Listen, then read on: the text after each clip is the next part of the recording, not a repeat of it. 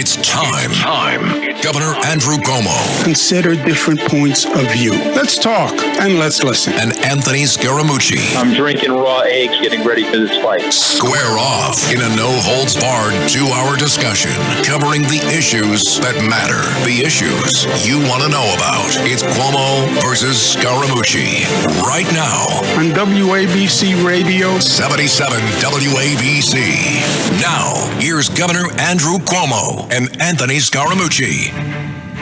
Well, welcome. It's a pleasure to be here. I want to thank WABC and John Catsimatidis and the entire team for taking the time. Pleasure to be joined by Anthony Scaramucci. Anthony, pleasure to be with you. Great to be here, Governor Cuomo. Anthony, as you all know, is a financier, highly educated, Harvard and Tufts, and he is a Republican and a proud Republican conservative, and it's a pleasure to be with him. We have very different points of view on a lot of issues, but we can talk about them, which I think is key. You know, more and more, the politics of today is driven by the extremes, right? It's driven by the extreme right. It's driven by the extreme left. The moderates' voice is lost for the extremes. I really believe the extremes tend to intimidate the moderates in the respective parties. And that is then reinforced by the media that we listen to. News journalism at one time was just objective facts. We're now in the age where more and more the media, it is a partisan resonating tool.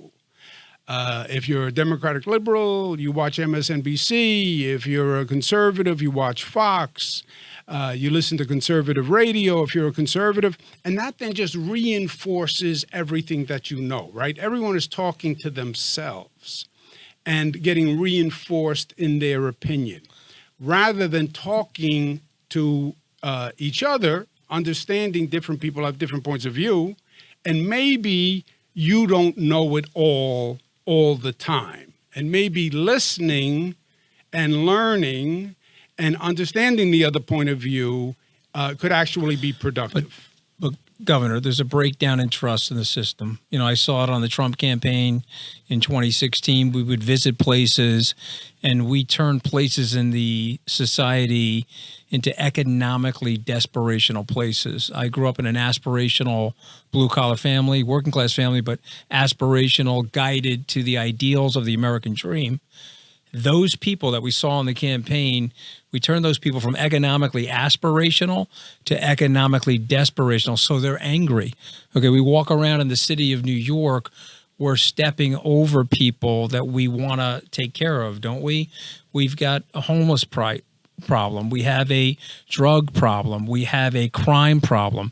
We had a city 10, 12 years ago that was pristine and beautiful, run by Republicans, okay, Rudy Giuliani, Mike Bloomberg, and now we have a city where the people feel, 80+% of the people feel unsatisfied with what's going on in the state of New York. So yes, there's tribalism, there's a division in our media. I totally agree with you. There's opinion-based stuff, but isn't there a right or wrong as opposed to left or right? Are we doing a good job of running the city and running the state?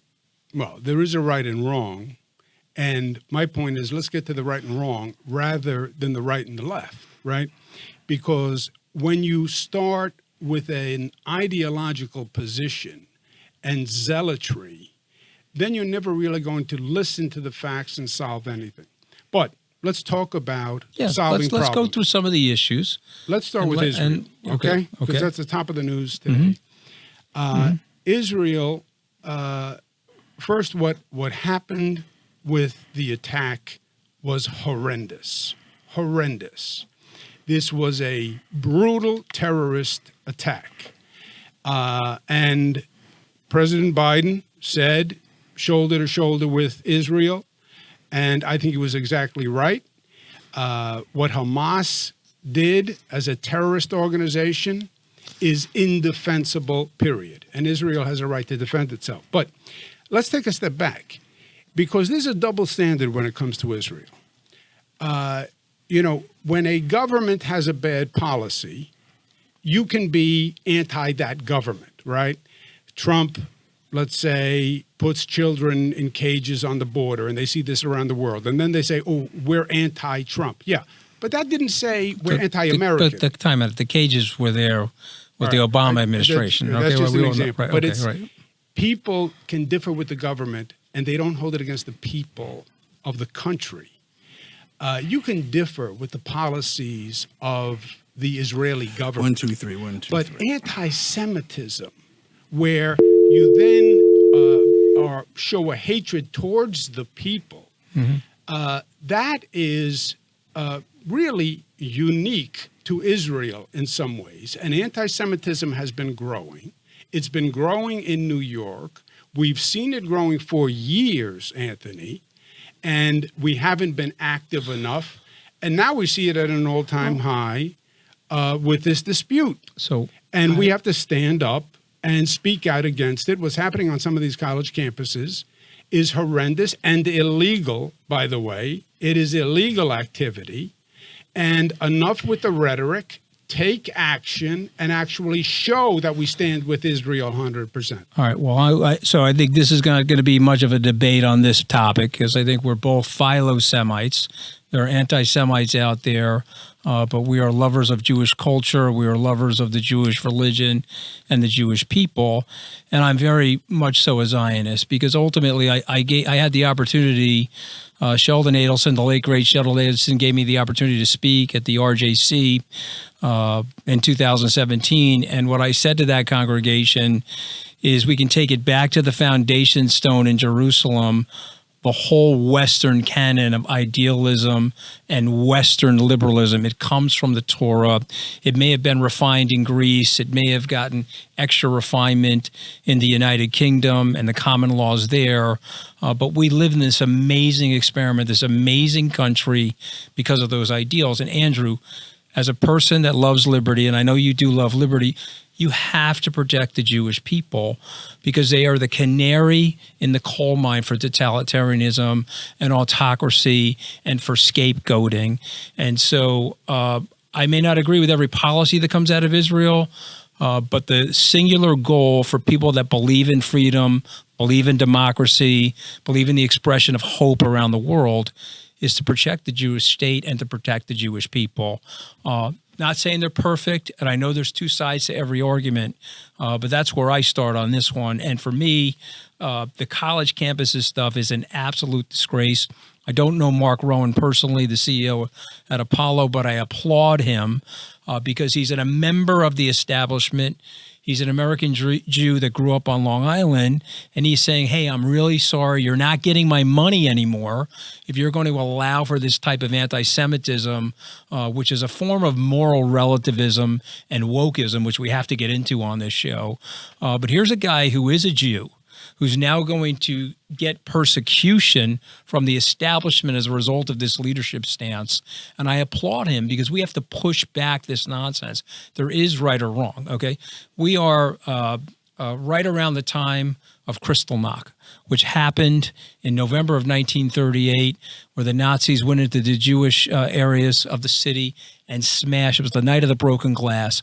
They smashed their homes. They smashed their storefronts. They looted them. Okay, and then they took the Jews' wealth and money and their dignity, and they imprisoned them, and they eventually mass murdered them.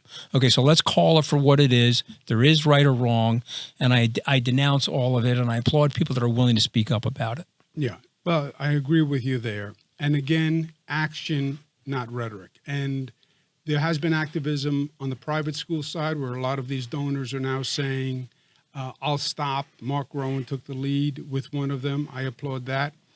I would take it a step further.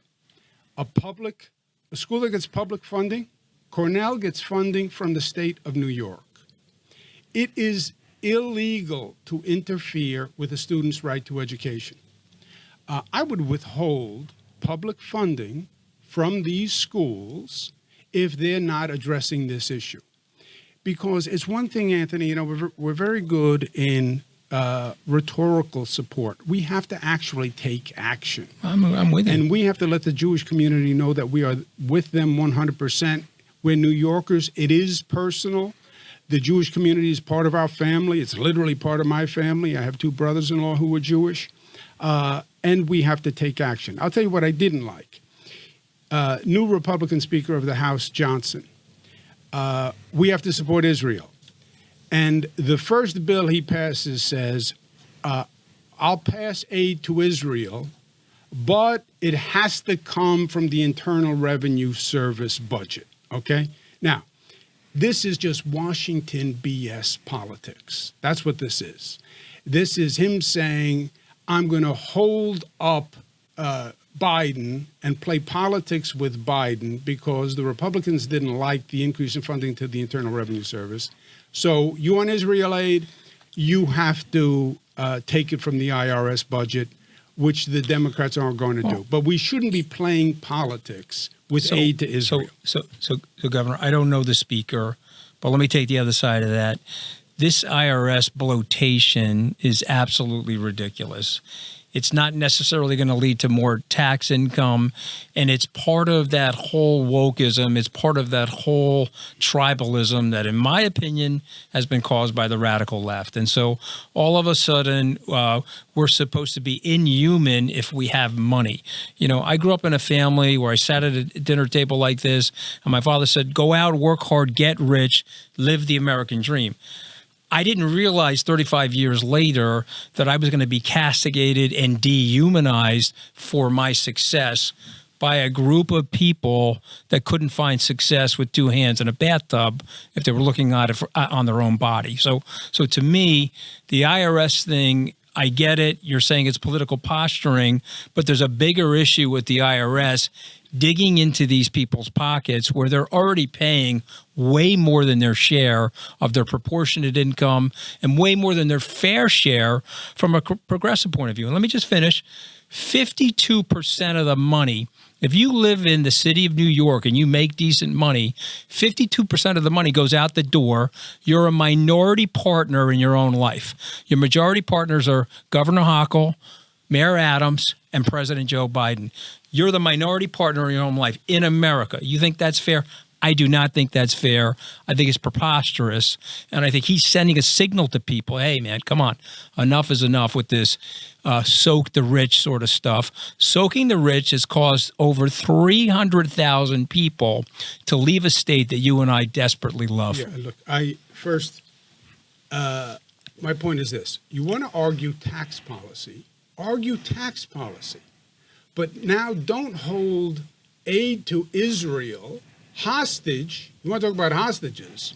He's holding aid to Israel hostage to his political position on taxes.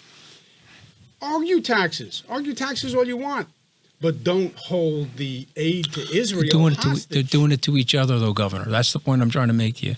They maneuver on each other. They pull numbers on each other. The first volley was from the left with the IRS agents. You got to have 89,000 more IRS agents. The first speaker, okay, the first bill, and this is an urgent situation. The aid to Israel is urgent, and don't play politics with aid to Israel. Well, I certainly, that's my point. I want the aid to go to Israel, so we got to resolve that. Okay. We're going to take a break. Come right back to 770. WABC. 770. 770. You like the numbers. Welcome back, WABC. It's a pleasure to be joined by Anthony Scaramucci. Another issue, Anthony, that I've been working on for 20 years that just, I think, has stymied this country almost unique on the globe, and that's the issue of guns. And look, I understand the audience here is a conservative audience. I understand the Second Amendment. But whatever happened to basic reasonableness and common sense? I own a gun. No one is talking about taking away guns. No one is talking about a slippery slope. But we live in a society where we see such carnage from guns. It is incredible. And yet we do nothing episode after episode after episode. We just saw it most recently in Maine. But it's Maine, it's Buffalo, it's Virginia. It was Sandy Hook, Connecticut. And you go through the same political rhetoric. The conservatives say what they say. The liberals say what they say. We make absolutely no progress. You can have a gun. You want to hunt, God bless you. I understand the heritage. I understand how important it is to the history of America.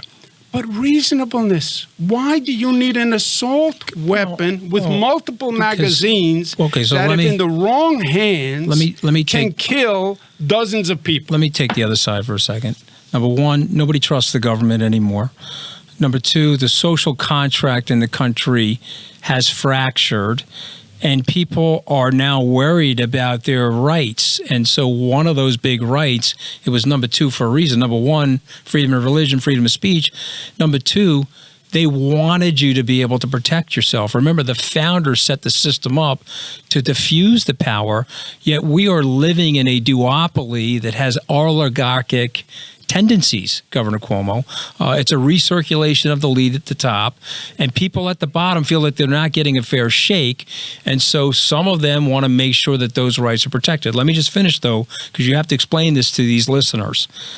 You have a very restrictive gun law passed by you after Sandy Hook, the great tragedy of Sandy Hook. And nobody on my side of the equation wants maniacs or insane people to have guns. After that, you legislated and signed very restrictive gun laws in the state and city of New York. And yet, when someone is arrested with a gun in this city, the District Attorney Bragg always pleads those people down to misdemeanors. So explain the dichotomy there in the hypocrisy. What are we doing? We want the guns off the street. I know that there's a lot of issues related to stop and frisk, et cetera. We can debate it. We want the guns off the street to reduce the crime. The crime is going up. The gun law is super restrictive. The guy has the gun. He gets a misdemeanor. Please explain that to people that are not hypocritical. I hear you. I'm not going to defend the prosecutor who doesn't enforce the law, right? A prosecutor doesn't have the right to circumvent the law. The law is the law. It is written. It is passed. A prosecutor's discretion does not allow them to ignore the law. The discretion is when you're in a gray area and it could be this, could be that. You look at the total circumstances. But you can't have a prosecutor who says, well, here's my personal opinion, and my personal opinion trumps the law. But that's what's going on, Governor. Well, Andrew, I'm not going to defend that. But that's what's going on. That's why people don't trust it anymore. We used to have a system, and even if I had my own opinion, I was going to go off the guidelines of the system. Now I'm going off of my own opinion with arbitrariness and capriciousness. You got a guy like Gary Gensler, he don't care about the laws. He's going to practice from the bench as an administrator in an arbitrary and capricious way. It creates distrust, Governor. I understand. You spent your whole life in public service. God bless you for that, and I appreciate your service, sir. But we don't trust the government anymore. Okay. We don't trust the government. I get that point. Donald Trump has been indicted 91 times. The approval ratings are through the roof for Donald Trump. He's going to win in Iowa. He's way ahead in all these other states. Why? People have had enough. Yes. Like, hey, enough is enough. I agree with you on the lack of trust in the system, and let's get to that.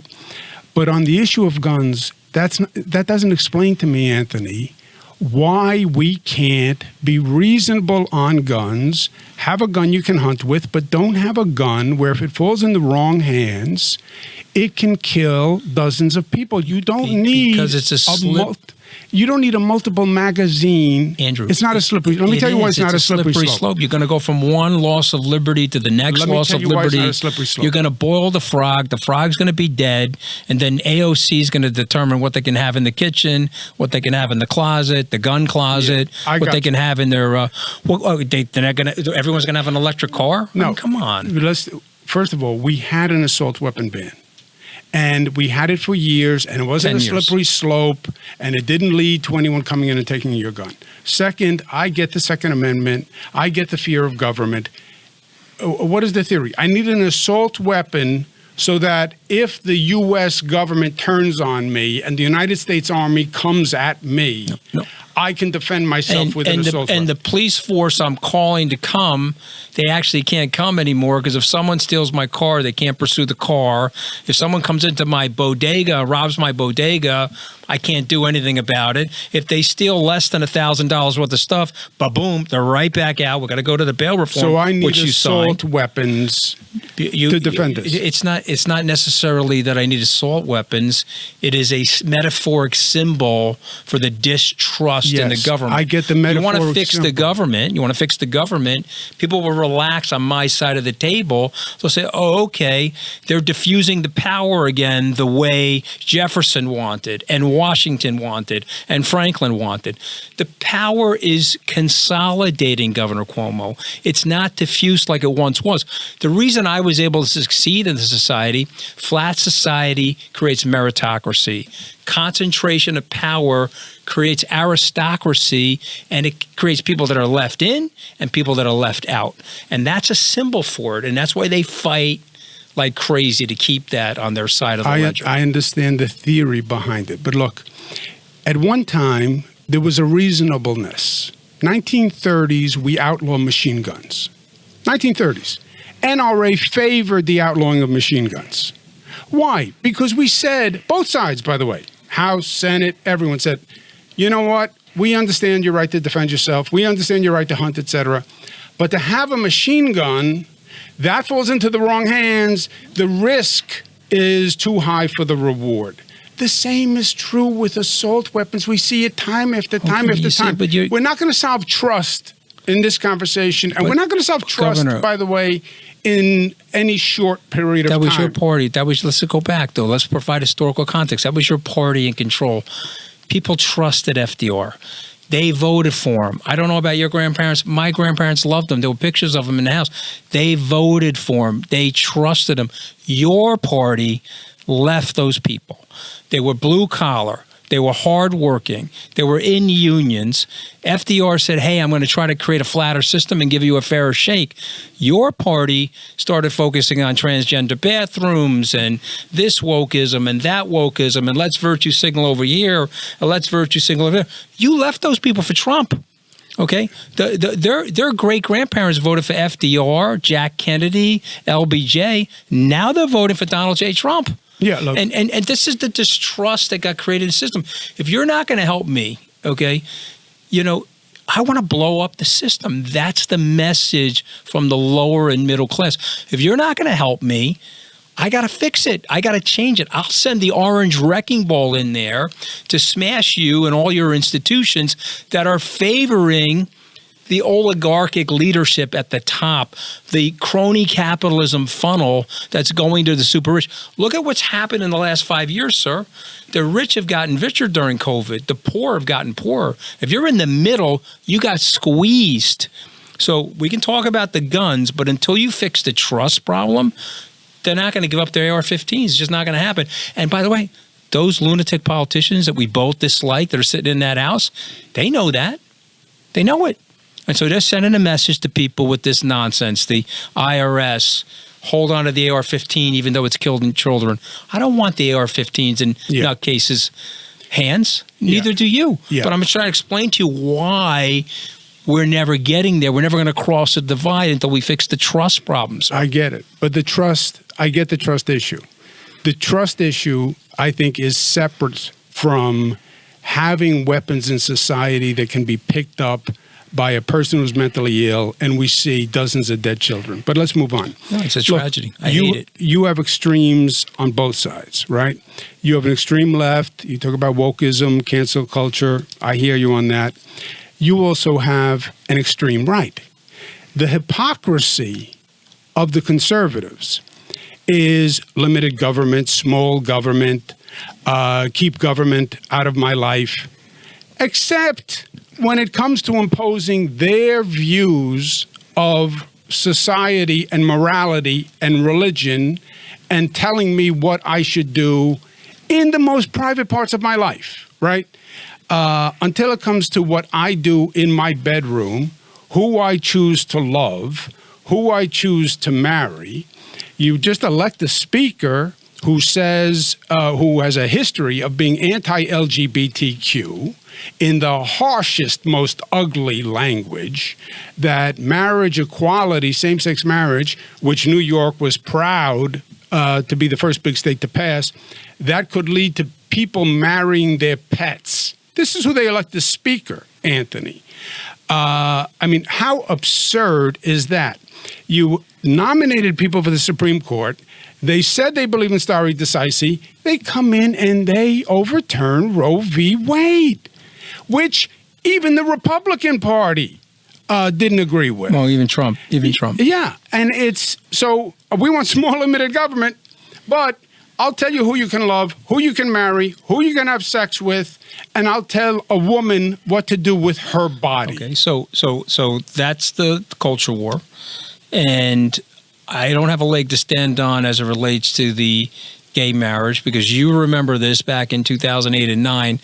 I supported that legislation. I supported those 4 Republican senators that you were working with to legalize gay marriage in the city and state of New York. And so I'm 100% with you on that, because I am more of a libertarian than I am a Republican conservative. And I tell my conservative friends, you want a smaller government everywhere, but in my bedroom, you want a larger government in my bedroom. So I cede that to you.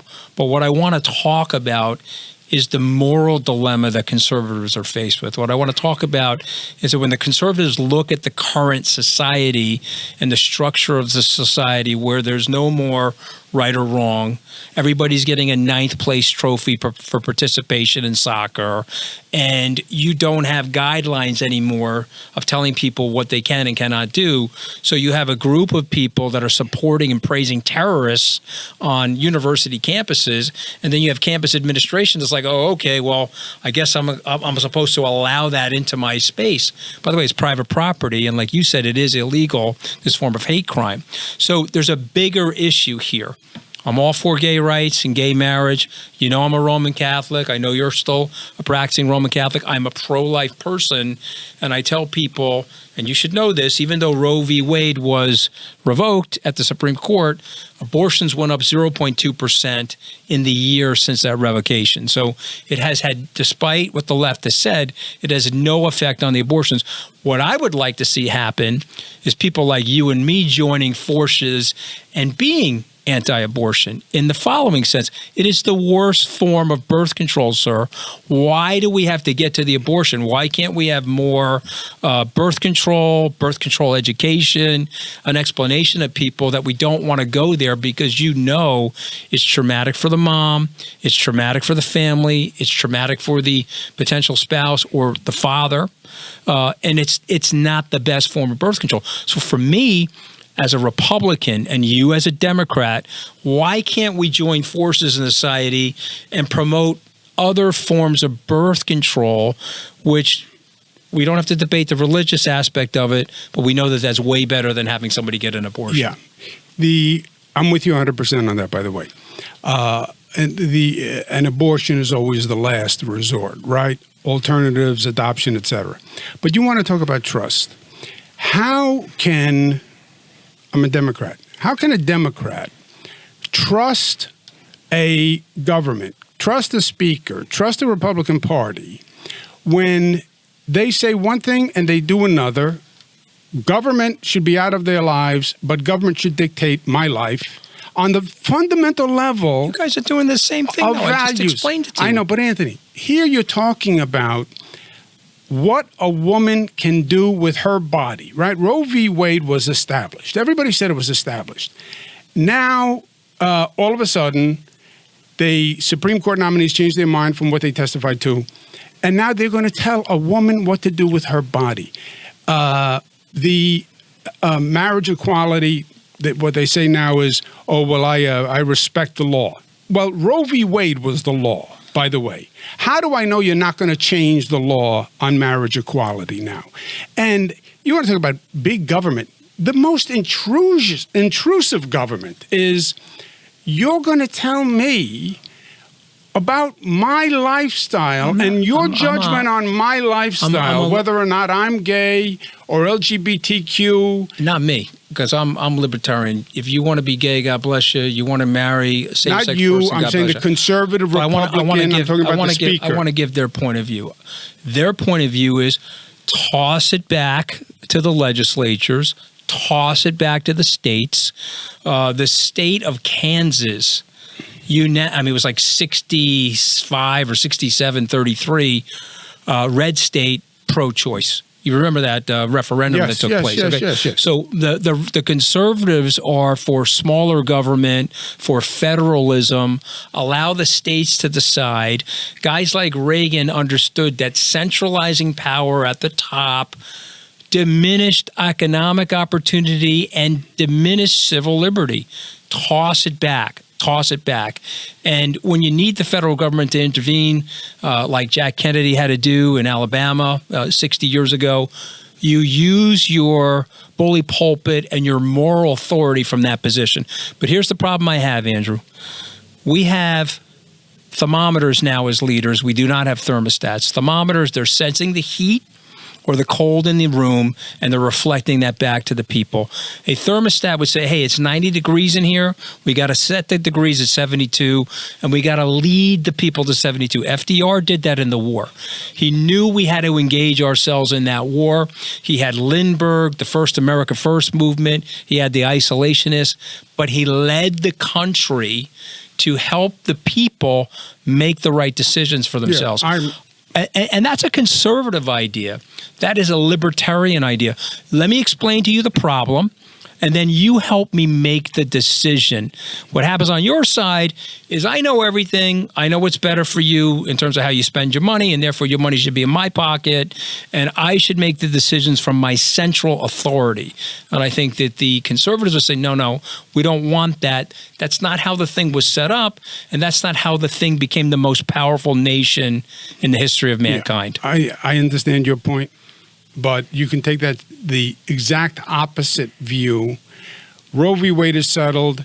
You then come in, change Roe v. Wade after you said you wouldn't because you know better. And by the way, because you're the Christian right and you're pro-life and you think I should be pro-life. In your heart, you believe that. And I believe that that's a sincere belief. And you're right, I am Roman Catholic. So I'm Christian right. I'm pro-life, and I'm going to oppose you. I'm pro-choice, but in what I tell but as a practicing Catholic, you're pro-life? I'm a practicing Catholic, right? But I'm a public servant, and as a public servant, I have a different set of rules. That's right. That's right. I respect that, Andrew, but now that has to be decided at the state level. That's my point. Yeah, but Roe v. Wade, it was decided on the state level. Now they say, well, we're against marriage equality. We don't believe gays should marry. How do I know they're not going to overturn the Supreme Court? You're making the gun argument. Oh, no, now you're making the gun argument. You just made the gun argument. Oh, is the gun going to help me stop them from overturning the Supreme Court? You're moving the goalposts on liberties. I'm saying the trust works. You just made the gun argument. You see why the country's in such a divide? The trust works both ways. And you're right, there's a deterioration of trust. And you mentioned this. Let's turn now to Trump gets indicted, I don't know, what is it, 187 times? 91. I mean, he's going for 100. He's going for 150 because it only makes his poll numbers go up every time he gets indicted. So how does this probably hoping work? For 150. That Trump keeps getting indicted and keeps going up in the polls in the Republican Party? Well, number one, and I've had my issues with Donald Trump, but let me tell you, this is completely unfair. They have completely politicized prosecutorial power in this state and city as they go after this man. And whether you like Mr. Trump or you dislike Mr. Trump, you got to recognize that we are all innocent until proven guilty. And they are in a circular firing squad shooting at him every which way to Sunday. And if you don't like the system and you don't trust the system, you believe Trump. You believe that, hey, they're coming after me because the next stop is you, and I'm here to protect you from them. And they don't have an answer for that. They don't have a good answer. Explain to me, he broke the law, he inflated his assets. Governor Cuomo, every real estate executive in this city then has to be prosecuted. And maybe I'm missing one or two that are like Honest Abe's or something like that. But trust me, they're all doing something on the inflation of their assets. And by the way, your Attorney General is supposed to be like a consumer protection agency protecting the little people against the big people. This is big banks versus Donald Trump. So the big banks don't know better that Donald Trump may have inflated some of his assets? Good. All right, let's get back to it. This is ridiculous. We have to take a break on ridiculousness, and we'll be back in a few seconds. Stay with us. Andrew Cuomo with Anthony Scaramucci. Welcome back to WABC. We're talking about Donald Trump, and the more indictments, the higher he goes in the polls. I'll tell you something to underscore this point about lack of trust that shocked the heck out of me and is frightening to me. The first indictment was the Manhattan District Attorney Alvin Bragg indicts Donald Trump. This is the first one, before Georgia, before Mar-a-Lago, before anything. Right. A poll says 76% of the American people believed the indictment was politically influenced. 76%. Yeah, no A good. majority of Democrats and a majority of Republicans. Now, 76% of Americans don't agree on anything. They don't agree that the colors of the flag are red, white, and blue, right? But 76% say It's very bad for the system. indictment was politically influenced. Think That's about why that. the polls numbers are going up. I know, That's but why his just numbers are going. Think about that. If you don't trust the justice system, if you think we have a justice system that is going to put people in jail to play politics, Yeah. then we are at the cliff, my brother. Then we are at anarchy. You're going to have to explain this to me because it's your team that for somehow, some way, a multi-billionaire living in a triplex apartment adjacent to Tiffany's on Fifth Avenue is an underdog in our society. You guys somehow manufactured that. I don't know how you guys did it, but pretty brilliant. You have to explain to me how lower income, disenfranchised Americans see a multimillionaire or whatever he is today You ever been to a Trump rally? as the champion. I've been to 71 Trump rallies in 2016. Did you get a hat? I got hats. I got the buttons. I gave hats to some of your liberal friends in Hollywood. Very upset. I handed one of those hats to one of your liberal friends. I can't say the name. Yeah. At Rayo's one night, the guy got very upset. He says, "You're going to cost me $25 million a film. Get this hat off the table." But let me just say this, okay? He has that magic. Governor, you know it because you're a politician. Somebody has the magic. You can see it click, click, okay? We both know politicians that don't have that magic, can't connect with the average person. Yeah. But he has that magic because he has always felt like an outsider. And so he's relating to them in their outsiderness, and they're receptive to it. And by the way, they don't move. He was right.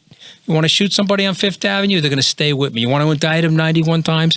I'm telling you, he's going for 150. Yeah, no, he has. His attitude is, you get me to 150, I'm going to certainly win the Republican nomination and possibly the presidency. But the 76% is damning to me because it's a majority of Democrats also. I mean, it is a staggering number. And it means it's not just those people who are alienated. You have 76% of the people who say, I believe these prosecutors are playing politics. And by the way, I'm with the 76%. Well, I am too, though, but that's where the system is broken down. Years ago, you talked about the 1930s, okay? I'm sure there was corruption and shenanigans in the 1930s, but there was a semblance of the system. There was a code, and we were going to follow the code irrespective of our ideas. You know, if Walter Cronkite got on the air and he was super liberal, he reported the news objectively. We don't do that anymore. Okay, we go after each other.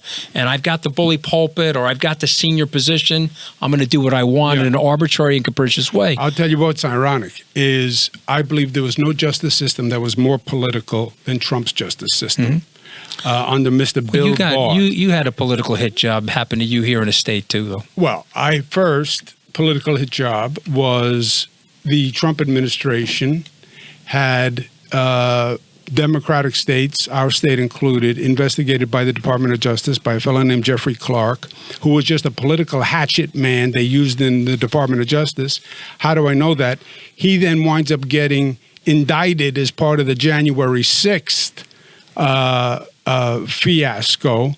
So they used the Department of Justice as a political tool, and now it's all coming around. Let's go to the callers because they're giving us all these hand signals, which are either means they're very annoyed Italians or they want us to go to the calls. First call will be, wait for it. And let's go to Gene. We'll go to Gene. Line 5, Gene. Line 5, property tax deduction law. Gene. Hi, gentlemen. You terrific program.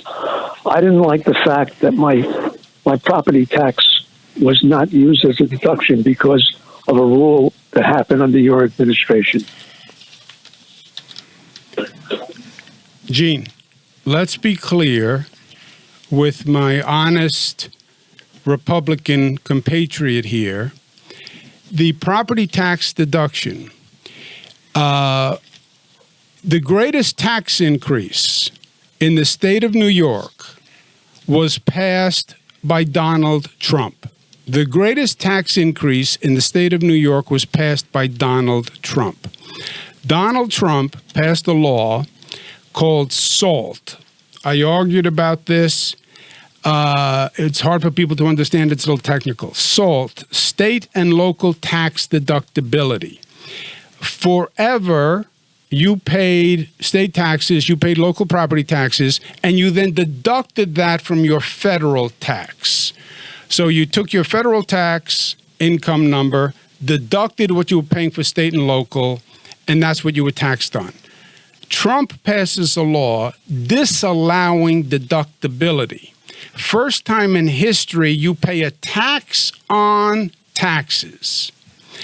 It increased, it was a killer for New York because your property taxes, you're paying $10,000 in property taxes, that was deducted. Now you can't deduct it. Now you're paying taxes on the $10,000.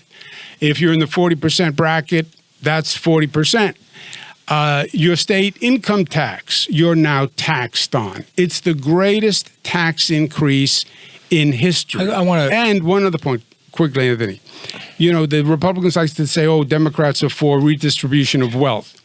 The greatest redistribution of wealth was Trump with that SALT tax, where he took the money from the Democratic states and he gave it to the Republican states. So when I was still talking to the president in December of 2017, we had a conversation about this. He asked me what I thought of SALT. I said, listen, it's very bad law. You have to remember that these blue states are primarily port cities. They take waves of legal immigration. We'll talk about the illegal in a second, but our families came in legally. And they start sometimes at the bottom, and these states need the apparatus and infrastructure of a safety net and public education to help these immigrants assimilate into society. They go on and create Facebook or Google or Microsoft. And so these blue states need that buffer. And when you take away that buffer, you're limiting and hampering them. You'll crush the long-term economic innovation in the society. But my question for you is, why didn't you guys fight harder? Why didn't Senator Schumer fight harder? Trump also said to me, can you believe that these guys didn't even push back? There was room to negotiate. It was capped at $10,000, the state and local tax deduction. It could have been 25 or 50. Why didn't the left, why didn't Schumer or other blue state representatives at least come to the table and negotiate with Donald Trump? Look, Anthony, I can tell you this. I wasn't in Washington. I was governor. But I organized everybody in New York. I yelled as loudly as we could. We got the other states to join in. I stood with other governors. They knew exactly what they were doing. Now, why the Democrats haven't repealed the law, that's another question. And it's a good question because they all promised at the time that they were going to repeal it. It's all about the rich. Your buddies on the hard left, they hate the rich. They want to soak the rich. It'll be very interesting to see what happens when they run out of money on their side. Yeah, but this isn't just the rich. This is everybody. This is everybody pays this. I got that, but they don't like, once the taxes go in, they don't like taking them back on the left. Tell me. Yeah, but it's a crusher for New York. Kennedy cut taxes. That's 60 years ago. Yeah, tell me when you guys cut taxes. Yeah, but it's a crusher. Give me the memo, okay, so I can get CPR. You want to talk about out-migration, and we are losing people here in New York.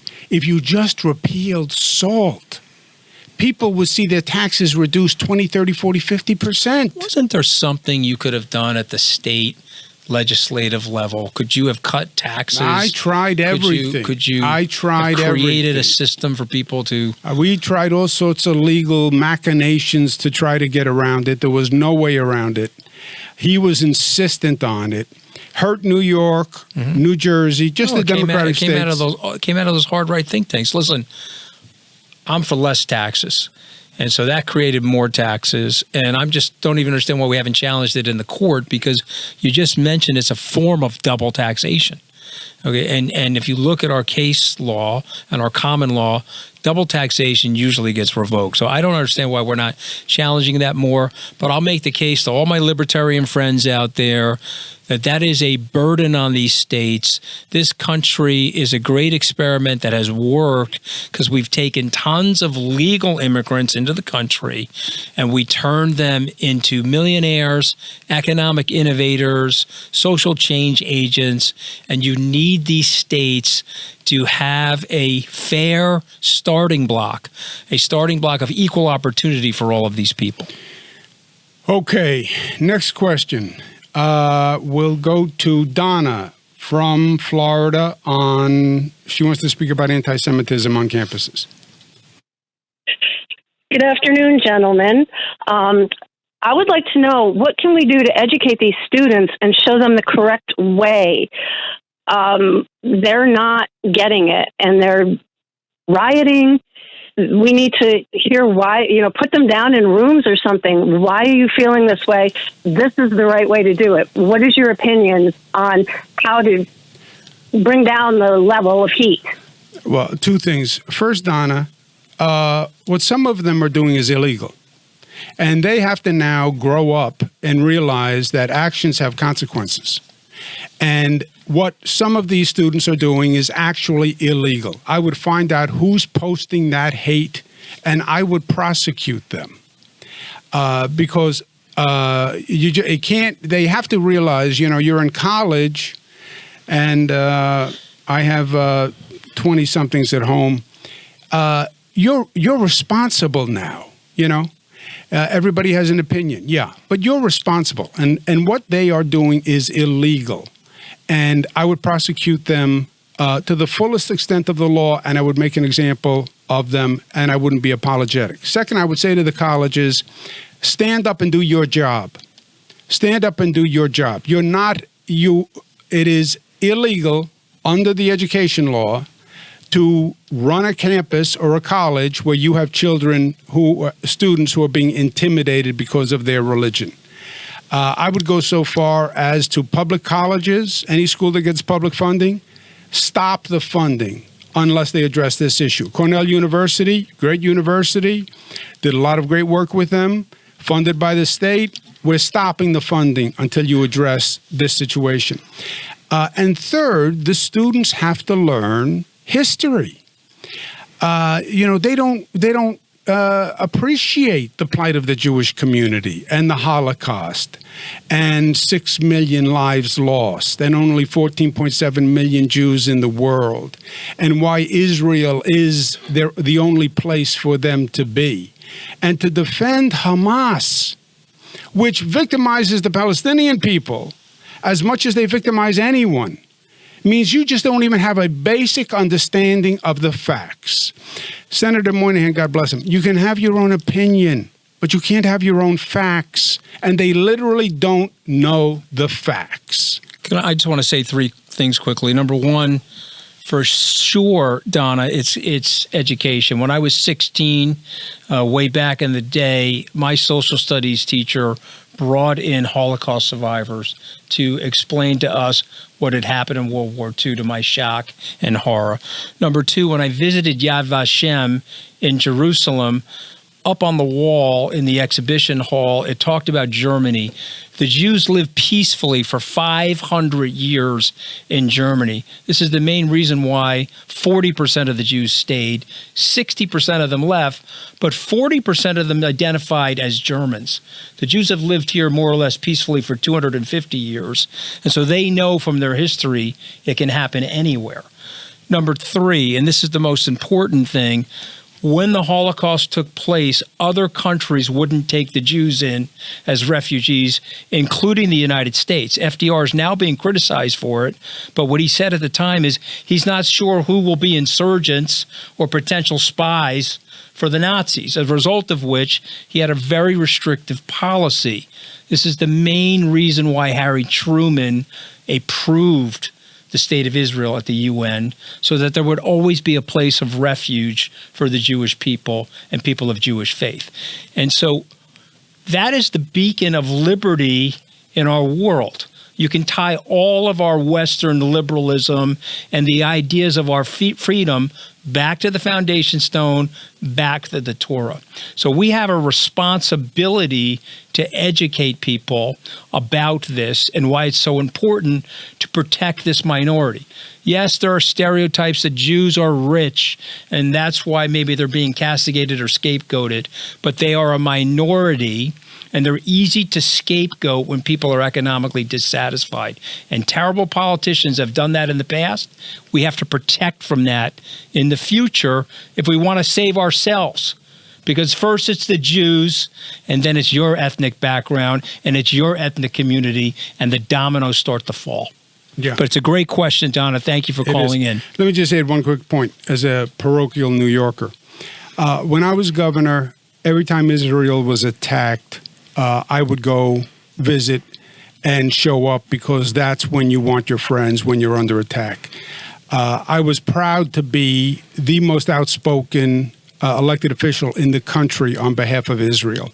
And I would like to see New York lead this effort right now. Israel is under attack in more ways than one. It's not just Hamas. It's on college campuses. It's by political groups. I would like to see New Yorkers come together, the New York governmental leaders come together and say, we're going to be first. You don't do that. You don't do that in the state of New York. We don't allow it.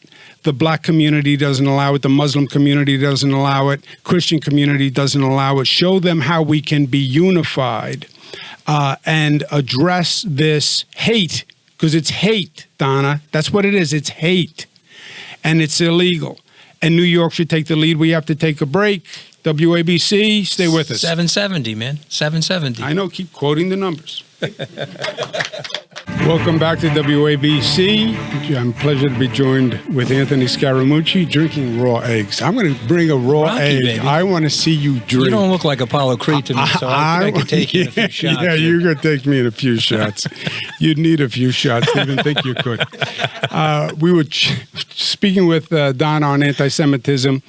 Last point, Donna, is, as I said before the break, New York has always had a special affinity with the Jewish community. It's who we are. It's how we're raised.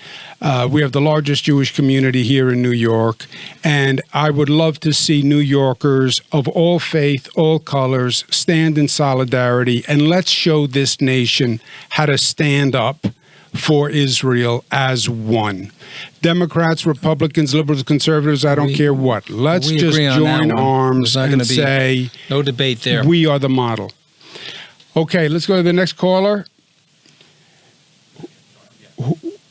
Well, before we go to the next caller, how about let's talk about the migrant issue, which is a very big issue here in New York and across the nation. Why don't I'll let you start, Anthony. What's your take on the migrant issue? We're going to talk about political hypocrisy. You've got the left and the blue states saying that we're sanctuary cities. Come on in, even though it's illegal. Show up and come on in, which is absolutely crazy. And now they flood into the place, and then these very same liberals are saying, no more, we can't take you. But here's the thing I would say as a true conservative. Milton Friedman, the godfather of conservative economics, once said that if you have a welfare state, and the United States is a welfare state, you have to control the border. Because if you don't control the border, market forces dictate that people are going to flood and pour over the border to participate in the welfare state. So how is it that my friends, brothers and sisters on the left, don't understand that classical free market economics? And so now we're in a disaster. We're in a mess. One more point. 100,000 migrants here. The state and local government, the city government going crazy. Is 15,000 a day, Governor Cuomo, going into Texas. 15,000 a day. We're only dealing with 100,000 here. Yeah. Look, it's I don't disagree with the thrust of your point. This issue has been poorly handled on the federal level for decades, by the way. Our law goes back to 1980. The trick here is the asylum seekers are here legally. As a matter of law, they are here legally. Our law allows people who are seeking asylum, victims of persecution, to come into this country, apply for asylum. They have a right to a hearing. The backlog is so long that the hearing can take 2 or 3 years before you have the hearing. And they have been flooding this country. There's no management about where they go. New York City winds up with about 130,000, which is a multiple of any other city. The federal government then says it's not our problem. The state government says it's not our problem. That means the city has to pay the cost of housing, education, health care. I mean, it is just mayhem. It is mayhem. You guys have let the right, you've let guys like Governor Abbott do a number on you people because he said, okay, no problem. You're a sanctuary city. Let me get a bus. Let me ship them up to you, and they'll land in your zip code.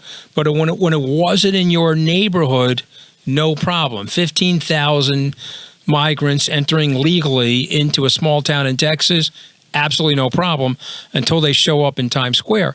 And Governor, you have to answer for this because I have to understand it. Why over 10 years did the quality of life in New York fall off a cliff? The budget in New York was $70 billion in 2013. It's $106 billion today. The average New Yorker can't feel it, can't see it. They hear that we're paying the housing for these people. We're giving them cell phones and health care and medical care.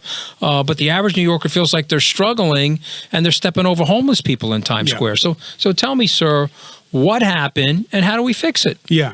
Well, you raise a good point. For once, I knew it would happen eventually. Yeah, it's happened a lot. Yeah, okay. There's a bell going off underneath my chair. It's ringing every second. That's your wife. That's your wife. Radio bucket. No, my wife's not smart enough to listen to me anymore. She's got earplugs in, my wife. She's not paying attention. Thank God. Although I am running for re-election in my marriage. Uncontested. So, I think I was as you know, at one time I was the HUD secretary under Clinton, Housing and Urban Development. I think we have an urban crisis that's going on that we haven't even recognized. Post-COVID, the world changed, especially for cities, right? Cities were the place that you had to go to do business. So you lived in the suburb, but you had to commute into the city. And that's what made a city a city. That was the place where you worked. Post-COVID, social revolution, Zoom, 2 days a week in the workplace, I don't have to be in the city. And you have seen an economic mobility and out-migration from cities. New York has lost about 500,000 people because if I don't have to be in the city, now I'll look at different factors. I'll look at climate. I'll move to a place that's warmer. I'll move to a place that the taxes are better, where the traffic is better. That then aggravated by deterioration in quality of life, where you have a homeless problem in this nation that is out of control. You think New York is bad. I mean, you go to Los Angeles, go to San Francisco. It's like you're walking through a science fiction movie. I was in Los Angeles just the other day. I thought we drove onto a studio lot, with these tents and these encampments. And this is misguided liberalism. Well, I want to argue the civil rights of the homeless mentally ill. How about the human rights of the homeless mentally ill? How is it humane to say you can live in a tent and eat out of a garbage can? I respect your right to do that. We have a higher obligation than that. We've dealt with this issue in the past. The thing that gets me on the homeless, I was working on this in my 20s. I did this as HUD secretary. We managed this problem before. We know how to do it. It is just this political extremism which paralyzes effective government action. But the people are tired of it. I'm just telling you, even the liberals are tired of it. It's not just the people on the right and the conservatives. The people are tired of it. These are quality of life issues. Before we get to that question, I got to ask you another question. Okay, the bail reform. You signed it. This has been an unmitigated disaster for this city and the state, the bail reform. You know Commissioner Bratton as well as I do. He says there's 5,000 or 6,000 people that are wreaking havoc on the other 8.5 million people. And they come in and out of the stores. They steal from the bodegas. They steal from the CVS. You can't even walk into the CVS now. Everything's behind plastic. Can't buy anything without pressing the button. Is that the kind of city that we want to live in? No. We had this stuff fixed, Governor Cuomo. Why did we reverse all of the policies that led to that very high quality of life for the majority of the people in this great city? Yeah, we have seen an explosion in crime post-COVID all across the country. Did you make a mistake on the bail reform? All across the country. The bail reform, first remember what bail reform says. Bail reform said you cannot be imprisoned until you have your day in court. That's what bail reform said. Because what we were doing was we would set bail, and if you couldn't pay the bail, you go to jail. And not a single piece of paper has been filed against you. You haven't talked to a witness, you don't know what you're charged with, but you go to Rikers Island for 2 years before your day in court. And that's not our constitutional right. As a libertarian, you would say, you can't incarcerate me until I had my day in court. No, but if I've watched you come in and out of my store 7 times, stealing under $1,000 a time, and I watched you do it, and I got a video of it, why are we letting that person walk free? Well, we're not, because under the bail law as it's been reformed, a judge can take into consideration a repeat offender who has done harm, including property. How would you fix it? How would you fix it? Well, it's a disaster, okay? I mean, you may not think it's a disaster. That's why it's a debate. But the bail reform is an unmitigated disaster. At least that's my opinion. So how would you fix it? It's worse than the bail reform. Because remember, bail reform is only up until a person is determined guilty, right? And the bail reform actually did a lot of good by stopping incarceration of poor people only because they were poor because they couldn't make bail. But it's now been changed, and repeat offenders, judges have discretion. Any repeat offender who does harm, including property harm, etc. Our problem is deeper and broader than that. We have a disconnect since George Floyd, I believe. Our feelings on criminal justice have been highly politicized. After George Floyd, defund the police. A dumber statement has never been made politically than defund the police. Yeah. The 3 words that kill your party. Yes, well, they kill your party. Just dumb. And by the way, dumb for the Democrats, because the victims of crime, 70 to 80% are poor, black, and brown. This is not a rich white person in a Manhattan penthouse problem. They have a doorman downstairs. They have their driver. They're going to be fine. The victims of crime are poor. Now, defund the police. No. A police force that is racially sensitive, that is trained, that is not abusive, of course. But we need public safety more for the poor communities and neighborhoods in this city. You can lock up 6,000 people, and yet the quality of life would go up exponentially. And we know, talk to the cops. They know who the criminals are, but they say they can't do anything about it. You talk to the store owners. Hey, excuse me, that guy's walking out with $500 worth of merchandise. Yeah, you know, my boss told me I can't do anything about it, so let him have. You know, Nordstrom's, Target, they're losing billions of dollars of their stock market capitalization as a result of the theft. Is that a fair thing to do? No, but that is what are we virtue signaling? Who are we trying to prove this message to? That that is a political. What's the virtue signal there? No, that is a political response, not a fault of the legal system, and it is an extreme left Democratic response that is disconnected from reality. Change it? If you had the power to change it, how would you change it? How would you change it? Every Democrat, this is a recent phenomenon for the Democrats, who said we have to be tough on crime. Bill Clinton, President Obama, John Kennedy, Robert Kennedy. Joe Biden, by the way, if you remember all the legislation in the 90s. Mario Cuomo. David Dinkins becomes mayor of New York, first black mayor. We have a crime problem. What does David Dinkins do? He increases the police force 52%. 52%. Since when did were the police the problem? I get George Floyd. All right, respond to that. I think the Democrats should be speaking on a broader scale, because the truth is the policing function has not been truly reformed in over 100 years. We're still policing the way we did in the 1800s. Let's have a more sophisticated system. All right, because I'm just saying that people are mad. You know, if I take a bat and I smash somebody over the head with it 15 times, or let's say somebody does that to me, you're saying they need what in court? They are allowed to get out of court 5 minutes later after they bash my skull, and they're now an endangerment to everybody else in my family or my community? No, of course, up, Andrew. it's Governor not. Cuomo, It's not a function of the law. It's a function of how we're enforcing the law and the political will to enforce the law, and prosecutors who will prosecute the law, and judges who will prosecute the law.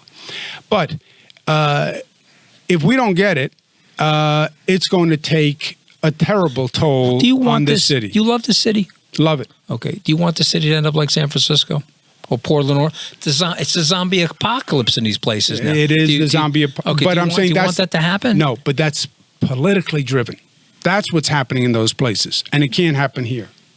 All right, well, we got to make sure it doesn't happen here. Right? It can't get any worse, Andrew. It cannot. It's bad for all of us. It cannot. All right, go ahead. You got to take a cannot. question. Go ahead. Let's take a question. The question is on from Tom on migration. Yeah, hi. How are both of you doing today? It's a real pleasure to talk to both of you. Doing well, Tom. Thanks. My question is, do you think the Governor Hochul and Mayor Adams are putting the migrants and New York City in danger, the residents of New York City in danger, by continuing to add to their numbers in the city and bringing them to places like Floyd Bennett Field and all that?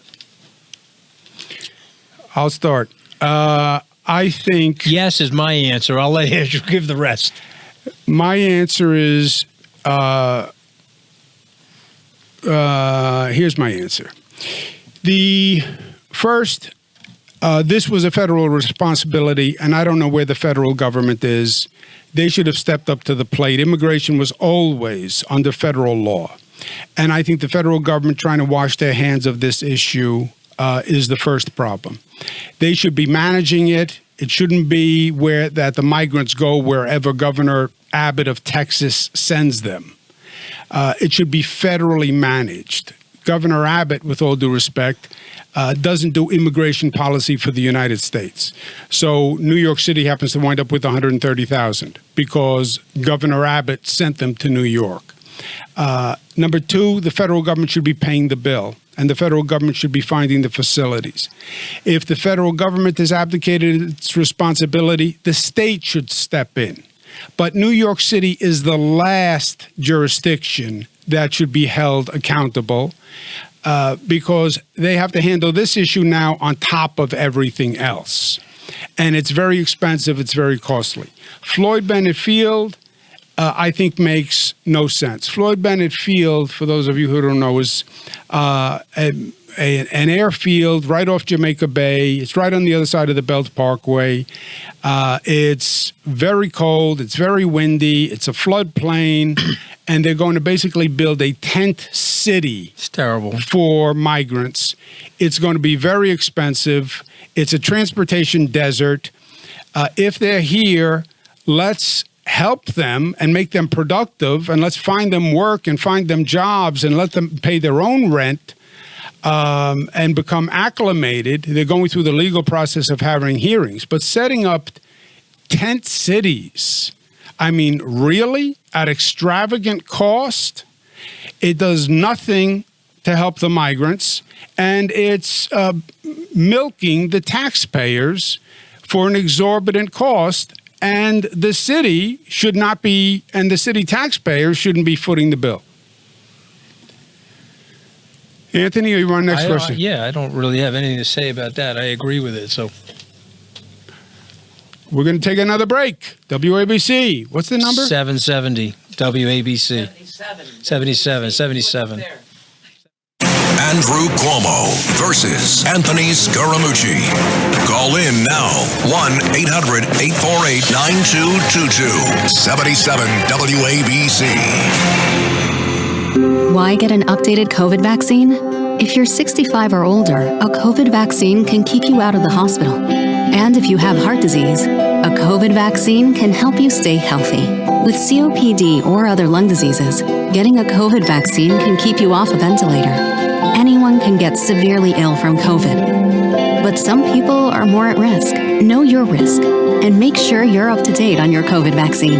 A message from the New York State Health Department. The following is a paid political announcement. Nobody fights harder for you than Councilwoman Vicky Palladino, supporting the police, defending our neighborhoods, funding our schools, and standing up to the radicals in City Hall.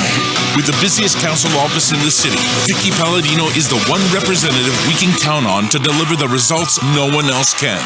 November 7th, re-elect Vicky Palladino, our voice in City Hall.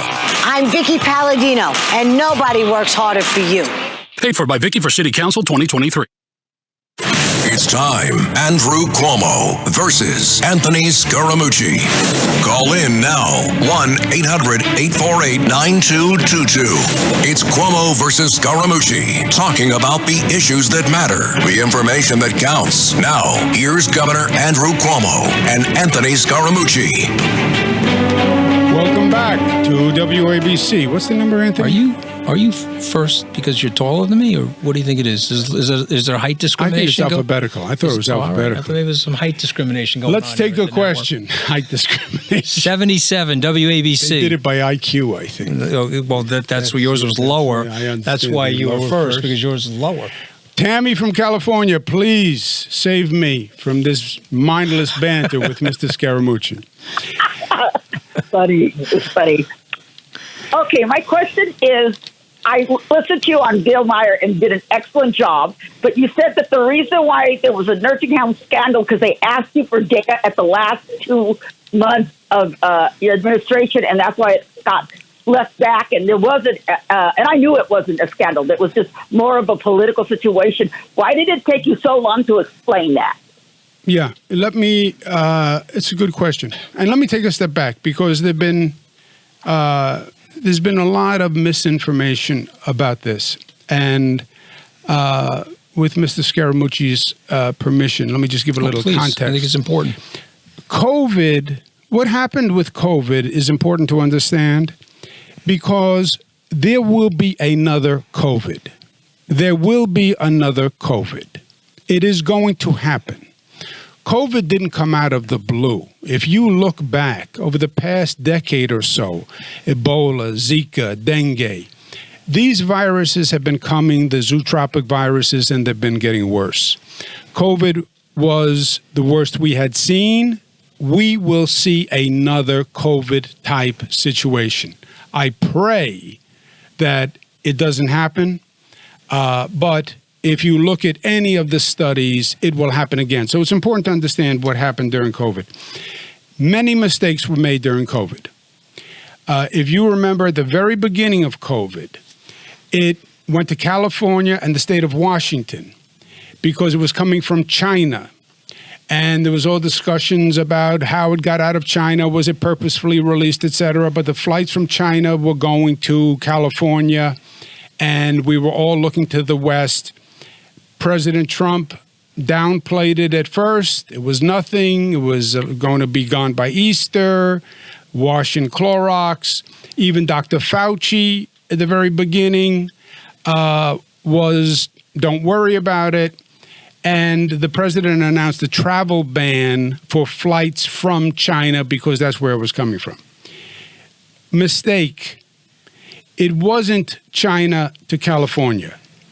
It had left China earlier, had gone to Europe, and was coming here from Europe, and the European flights were landing in New York. And they had been landing in New York for months and months, and we didn't know it because we didn't know there was any such thing as COVID. And it was literally walking into our nursing homes with infected staff and with infected visitors. people who thought they had a cold, they had a chest cold, they had a little chest congestion, were walking in COVID to nursing homes, to hospitals, to schools, etc. When we find out about COVID, when the bell finally gets rung by all these great health organizations, CDC, World Health Organizations, etc., the infection rate was rampant across New York. And New York was in the worst situation in the country because we had all those flights coming in here from Europe. The first briefing I get on it is that once we start testing, by our infection rate, we're going to wind up needing 150,000 hospital beds. I'll never forget this because my heart stopped. How many hospital beds do we have in the state of New York in entirety? 50,000. 50,000. And they said we would need 150,000 beds. On the screen at the time, we're watching Italy on TV with their hospitals overwhelmed and people dying in hallways on gurneys. And I'm saying to myself, oh my God, that's what we're headed towards. So we had to enact a dramatic close down that had never been seen before. And I had to ask New Yorkers to do what they had never done before, which was literally to participate in a closing down of business activities, education activities, etc., responsibility with masks, because the only way to get it under control was to get the infection rate down. And God bless New Yorkers, they did. And we never went into the abyss that they had projected because we dropped the infection rate. Now, we got right up to the red line, and I was building emergency hospitals because we thought we were going to tip over the red line. We opened 2,000 beds in the Javits Center. It was the scariest sight I ever saw, just cot after cot after cot. We're opening up temporary beds in parking lots. I mean, it was just... Central Park. Yes. But thank God we never got to that situation because New Yorkers came together and actually did what they had to do. Now, during this is in the middle of a presidential year. And guess what? It becomes a political football. And people are trying to blame Donald Trump for it. It was Trump's fault. Trump didn't lead. Trump this, Trump that. Democrats are pointing the finger at Trump. Trump is pointing the finger at Democrats. Trump, during the Republican National Convention, says, I'll tell you who's to blame. It's the Democratic governors who mismanaged nursing homes. He points at the Democratic governors. Following that, the Department of Justice announces a federal investigation into those Democratic states and those Democratic governors who mismanaged nursing homes. So now you've created this myth that this is all about Democratic governors. It's no longer about China and COVID. It's about Democratic governors who mismanaged just in nursing homes.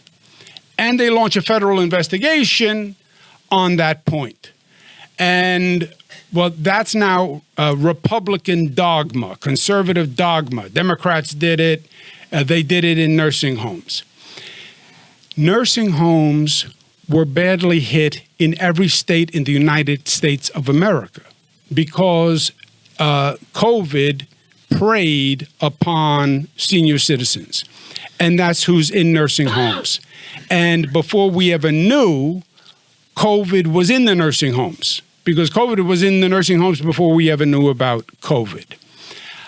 We are going to find something that we can attribute to mismanagement. And this is what they come up with. It's a little technical and weedsy, but stick with me for a second. Every day I go on TV, and I wanted to tell New Yorkers, and people watched around the country actually, what we knew and what the facts were, and what they could discern from the current situation. And I gave two numbers. This is the number of people who died in hospitals, and this is the number of people who died in nursing homes, okay? And we had to get over 1,000 facilities every day to report the number of deaths. And those two numbers we felt secure about. A hospital said this is how many people died. There are hundreds of hospitals. You collect those numbers. This is how many people died in nursing homes. We collect those numbers. And every day I put those two numbers out. Number of dead in hospitals, number of dead in nursing homes. They then say, well, hold on. We want to know the number of people who died in hospitals, but who were sent to the hospital from a nursing home. We hadn't taken that measurement, not because for any reason other than it's a more complicated question. These hospitals are in the middle of pandemonium. The nursing homes are in the middle of pandemonium. But they said, we want the number of people who died in hospitals but who came from nursing homes. And you should have had that number and added that to the nursing home death number. So the nursing home death number should be higher and actually reduce the hospital death number. It actually took the controller's office 1 year to do the forensic audit to determine that information. But the total number of deaths remained the same. They wanted it sorted differently to show the nursing home death was higher. But this is what I want to say. Were there mistakes made during COVID? Yes. There were mistakes made from day one on every level. On the federal level, on CDC, on the World Health Organization, so you the agree NIH. with Scott Galloway, what he said on the show? Yes. Bill Maher. Nobody knew what they were talking about. Nobody. Well, Donald Trump made mistakes. Yes, he did. But you know what? He didn't know, because I was talking to the same people that he was talking to. And people were just, nobody knew. People were trying their best. They gave bad information. But people were trying their best. I can tell you, the people in the state of New York, the health department officials, hospital administrators, nursing home administrators, everybody did everything they could do to save every life. Public service, though, that you're on the air, you're giving these press conferences, you're providing coverage to a lot of people here in New York, but also internationally, around the world and the country, and now you become a target. You become a prisoner of your own success. The hard left goes after you, Governor Cuomo. They see you as a threat to them because you're not as woke as them and your popularity is rising. So what do you say to people that think about public service, but then they see what happened to you or others, or they see what's going on with the Trump family and all these ridiculous investigations? Why would somebody get into public service in a situation like this? That's my fear. That's my fear, Anthony. It has never been like this. I've never seen it like this. These conspiracy theories, and then the extreme angers. You're right. The distrust, the alienation, dropping a conspiracy theory, and then the attacks are just vicious. You didn't care about people in nursing homes. How dare you suggest such a vile thing? Well, it scores political points. It gins up their tribe and it gets them excited. But it's the same way that we're going after Trump. I mean, he was doing his best. DeSantis, they gave him high marks. Certain people, other group of people, left-leaning guys, they creamed him on what happened in COVID. Also, we mandated the vaccine. I took the vaccine.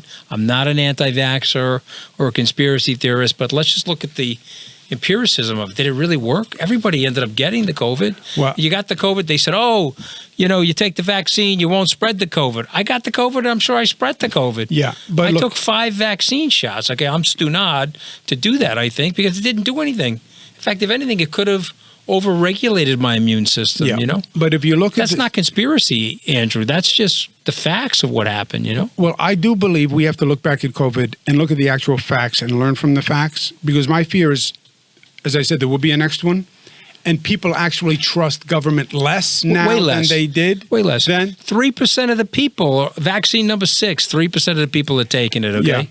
Yeah. Okay, they've got their you-know-what up in the air for the vaccine now. Because they've had enough, and they don't trust. They don't trust. They don't trust anything. But if you said, "Hey, look, it's experimental. You don't have to necessarily take it. We're not going to mandate it because we're not going to know whether 5 years from now whether it worked or not," then people are going, "Okay, it's my choice. I may take it or may not take it." But we rammed it on people. I own a restaurant down the street here, Hunt and Fish Club. You had to have a vaccine card to get into the restaurant. You know, we were dying over there during COVID. Yeah, no, look, there's no doubt. But New York was different because we had to get the infection rate down, Anthony. Otherwise, we would have gone off that over the tipping point. I get it. Trust me. And that's what happened in China. They locked down longer. They didn't have the hospital beds. They didn't want 10 million people dying in the street. That's right. But there are still facts. Now, CDC. People say, I don't believe the CDC. And look, after what I've been through as governor, we relied on these health organizations. I didn't make the decisions about nursing homes, and we left it to the medical professionals. Know what you don't know in life. I'm not a medical doctor, so I get the skepticism. But the CDC will say, if you look at the states with the highest vaccination rates versus the lowest, the death rate is lower in the states with the higher vaccination rate. That's what the CDC data will say. So I believe in the vaccinations. We're going to take a break. Right here. 77 WABC. Welcome back, WABC. We have a call from Chris. But I'm nervous about taking a call from Chris. You know who it could be. Yeah. That would be a problem. Let's make a new rule. Let's get last He's names. not smart enough to listen to the both of us at the same time. You can only listen to one of us at a time, Chris Cuomo. He's watching his own reruns. Right, exactly. He's sitting there watching last All right, night's let's show take the call from Chris, not smiling. Cuomo. Yes, Chris, not Cuomo. If it's a Cuomo, How are you? hang up. Yeah. How are you, Governor? How are you, Chris? You and I met. Unfortunately, it's very sad about Leticia passing away, but I met you at the restaurant when you came to town to visit when her father wasn't well. And I was the only guy that was treating you like a normal person that night at Steve's. But and that'll ring a bell. I almost ran for state senate. I was an elected official, too. I'm a fellow Democrat. And so my question to you is twofolded. One, when are the moderate or policy wonk Democrats going to get the party back in New York State? The part of New York I live in, there's been a lot of transplants in the last 20 years, and the progressives have taken over the party, and now you have the militant progressives fighting with the socialists. I have a socialist assemblywoman that pulled an upset in a primary and took out a 13-term assemblyman. And in the primary for Hillary Clinton, Bernie Sanders, when it was the Delgado-John Faso drawn district, he got 63% of the vote. That gives you an idea of the demographic of where I live of Democrats. So when you were governor towards the end of your tenure, what specific issues did the far left push you on? And did that make you did the far left make you nervous? And how and when are we going to get the party back? And if you do have aspirations of being a talk radio host, I'm going to turn you on to somebody not in New York. His name is Chris Moore. He's a progressive talk radio host out of Pittsburgh, KOA.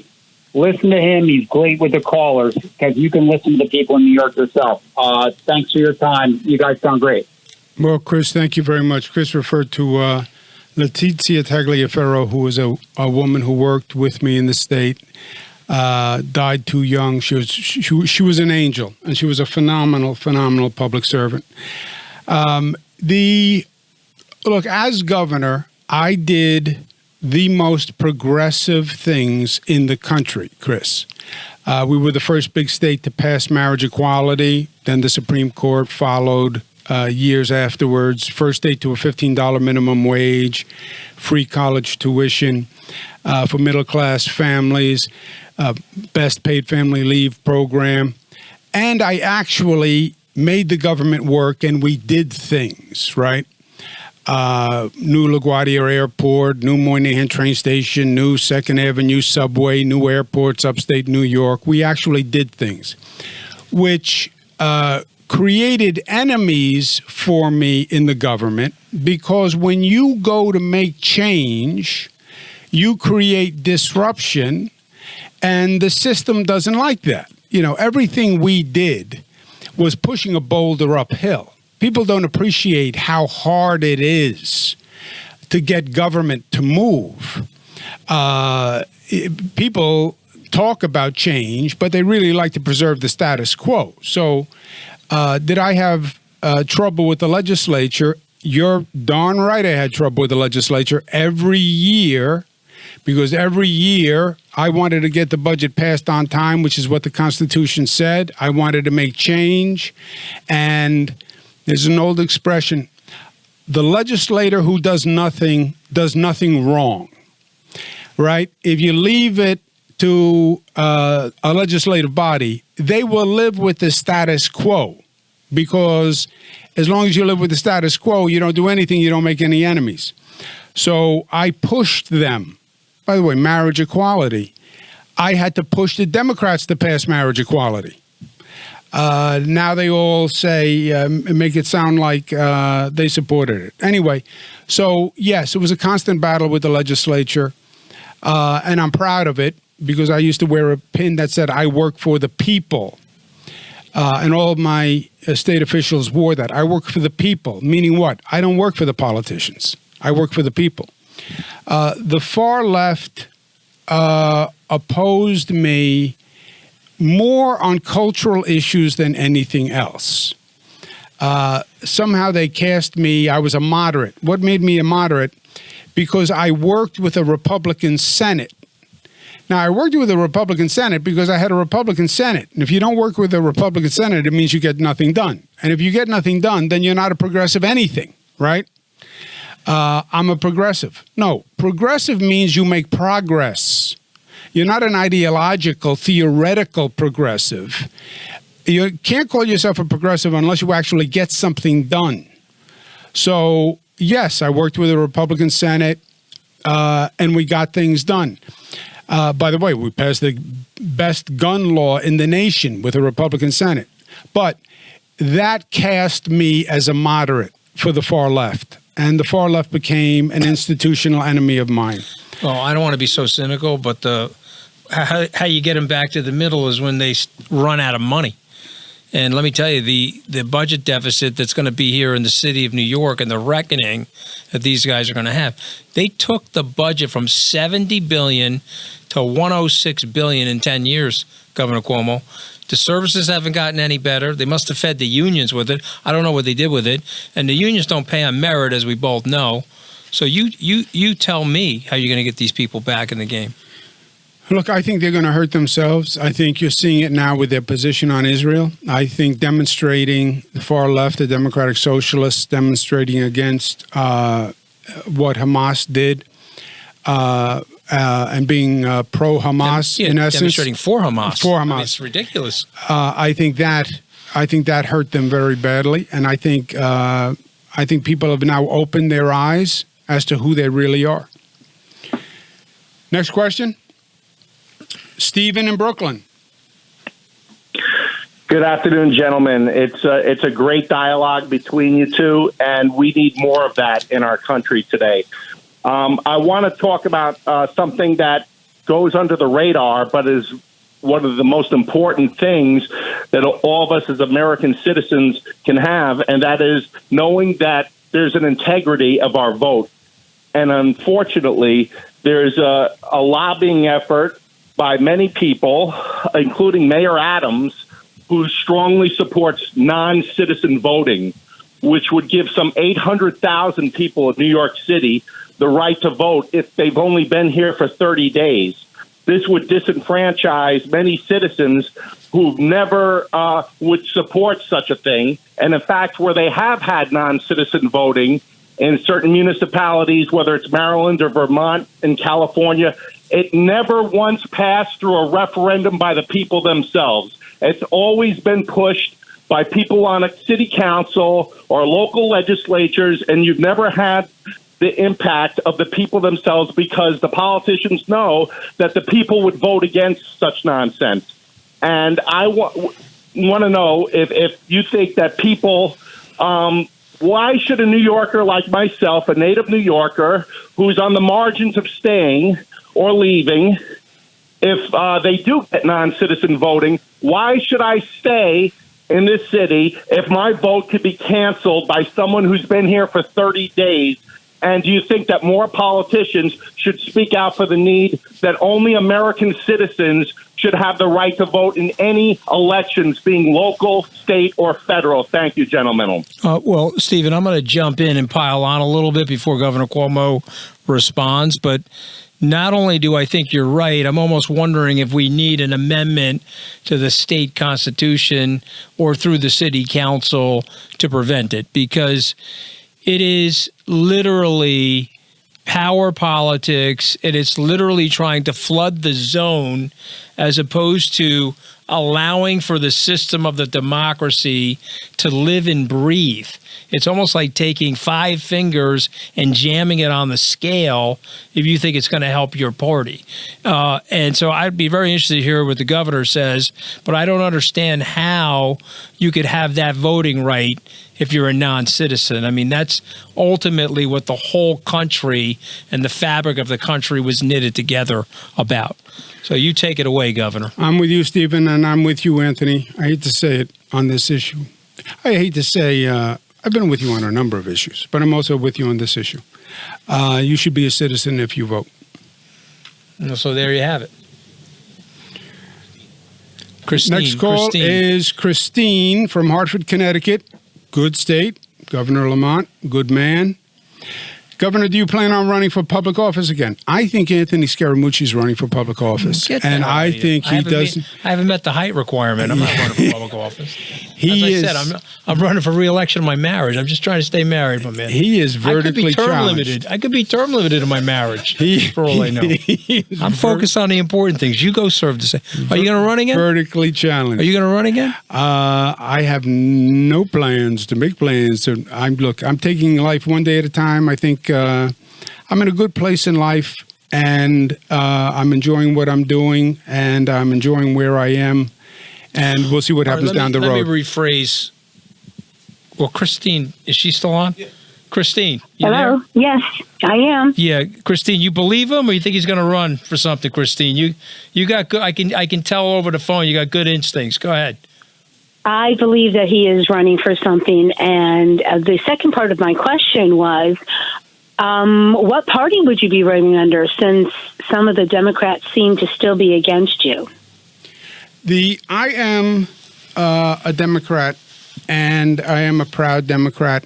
You know, you have to remember the Democratic Party, I think like the Republican Party, they are very sensitive to the issues from the extremes.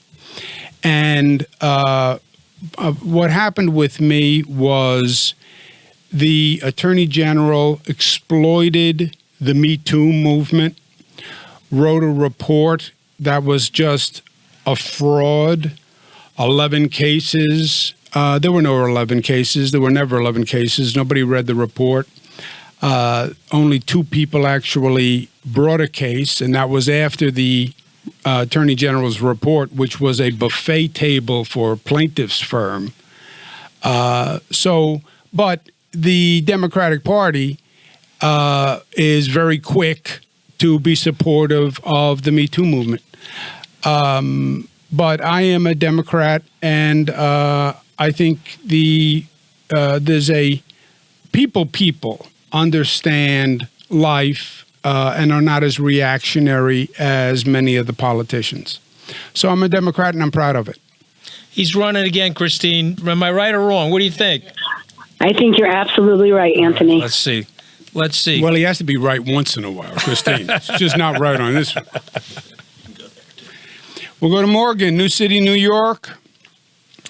Morgan wants to talk about bail reform. Yeah. Hi, Andrew. Hi, Anthony. I'm just very concerned over this bail reform law because look what's happening in New York and all over with the crime going up. Smash and grab. I mean, this is ludicrous. How could anybody have voted for this? Yeah. We talked about this earlier, Morgan. I think it's actually worse than the bail reform law. I think it's just a breakdown in society's discipline when it comes to enforcing the law. You take a place like San Francisco, Los Angeles, it's mayhem. It's mayhem. Your business is leaving just because police officers, judges, prosecutors aren't enforcing the law because it's an extreme political overaction. How do you get the people, Morgan, thank you for calling in, but how do you get the people to feel more safe, Governor? Morgan, do you feel safe when you walk around in New York City? Oh, she's done. She's done. Okay, she's done. So I'll be your advocate. What would Morgan I don't say? feel safe. I don't want my daughter walking around. You want your daughter taking the subway at midnight? My daughter can't go on the subway at midnight. I'd rather have her in a radio car. I don't want her there. But we could have done that 10 years ago. We could have done that 12 years ago. How do we get back to that, There is Governor? no doubt. There is no doubt that there is a deterioration in the perception / reality. Reality is perception of safety in the city. And we are old enough to remember how bad it was, right? You then had our kids who grew up and 10 o'clock, 11 o'clock, midnight, they could go anywhere, right? I remember when you went on the subway, you had to take off your watch and whatever jewelry you had on, and you walked up and down the subway looking for the car that had the police officer in it, and you stood next to the police officer, right? So, no, it has gotten much worse, and it's not going to get better unless we make it better. I want to bring up Melissa Terosa's best-selling book.